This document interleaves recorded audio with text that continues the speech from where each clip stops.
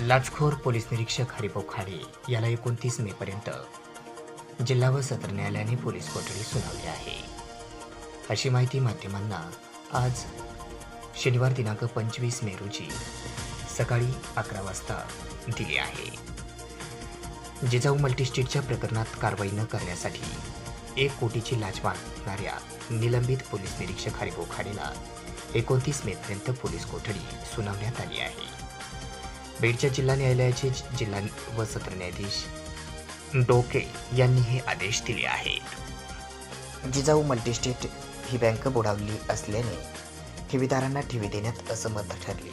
त्यानंतर त्यांच्यावर गुन्हा दाखल झाल्यानंतर त्या मल्टीस्टेटचा तपास हा आर्थिक गुन्हे शाखेकडे देण्यात आला होता. त्या आर्थिक गुन्हे शाखेचे पोलीस निरीक्षक हरिभाऊ खाडे होते आणि यामध्येच याच बीडच्या जिजाऊ मल्टीस्टेट प्रकरणामध्ये कारवाई न करण्यासाठी या खाडे याने 1 कोटीची लाच मागितली होती. या प्रकरणात एसीबीने आर्थिक गुन्हे शाखेच्या पोलीस निरीक्षक हरिभाऊ खाडे विरुद्ध गुन्हा दाखल केला होता. मात्र गुन्हा दाखल होताच त्याला निलंबित देखील करण्यात आले होते. गुन्हा दाखल झाल्यानंतर तब्बल 8 दिवस तो फरार होता. मात्र हा फरार असलेला हरिभाऊ खाडे याला हा एसीबीला शरण आला होता. त्याला जिल्हा व सत्र न्यायाधीश डोके यांच्या न्यायालयात शुक्रवारी हजर करण्यात आले होते.